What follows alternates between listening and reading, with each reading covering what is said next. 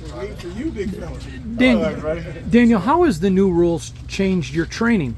As far as kickoffs goes, I think it's, obviously we're going to see a lot less touchbacks. So, I mean, we did experiment a lot. Last year was a learning period.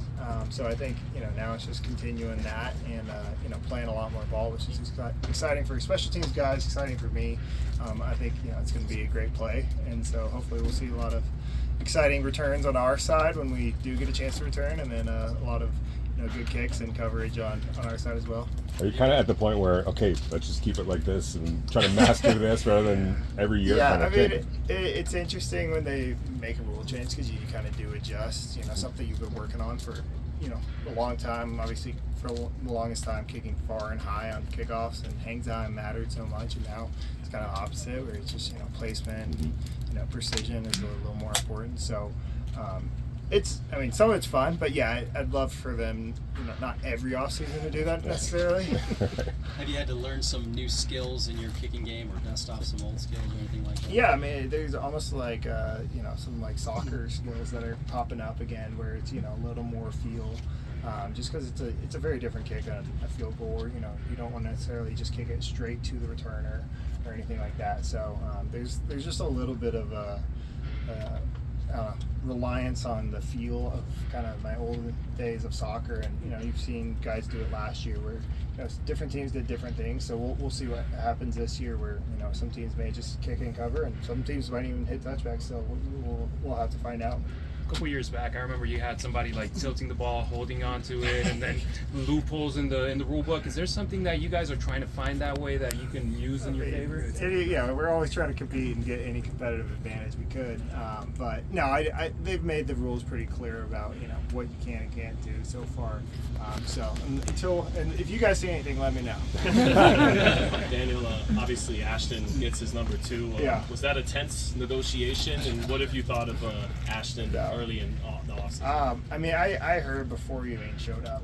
Just a high character guy, and so it was a really easy kind of. I won't even call it a negotiation necessarily. Just a couple discussions, and it was super great. And everything I've seen on the field so far. I'm no expert, but he looks the part for sure. Did you buy a new car with the money? No new cars yet. So. Speaking of which, how do you feel about getting the decision done? That's obviously the business side, but right now, especially this part of Minicamp coming up, I just want to focus on making kicks and leave the business side to that side. But obviously I love just going on year 8 as a Raider now, and so that's essentially been my whole career, and just honored to be a part of this historic organization, and excited where we're headed this year and the direction we're going as a program. I feel like so that happens. Love that to happen, but I'm focused on the football side. You didn't flip with the kicks happened last year. You didn't really use them in the game as much, but you practiced them a lot.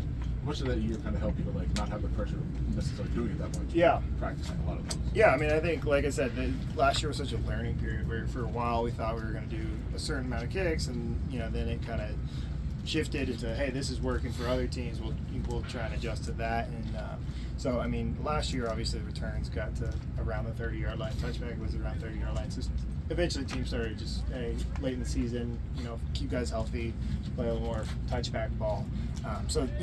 Like I said, this year, obviously, that's going to change, in my opinion, but we'll have to see as it goes. Are you worried that it affects your, like a golf stroke, a kicking stroke at all? Like your ankle kicks and then you're trying to kick? No, it's definitely something, I think, like I said, I have to adjust because you're used to just kind of having one ball where you kick it high, far, straight is the goal. It doesn't really matter, how quickly it gets there, kind of, you're trying to make it hard for the returner to catch. It's a fun, different part of the game where, like I said, I'm a little more reliant on like a soccer style kick almost. But obviously field goals is, that's, for me, it's still the priority because at the end of the day, that's what, can make or break games a lot of times. But at the same time, I want to be one of the best in the league at that kickoff part. I want to be effective, because it's not fun if we just start kicking touchbacks or something like that. I don't think that brings any value to my team, and so it's my job to dominate that as well.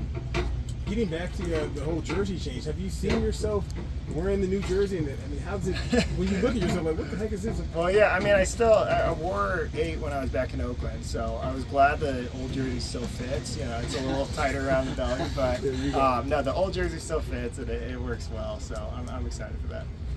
You think there's pressure on Ashton to perform in that number?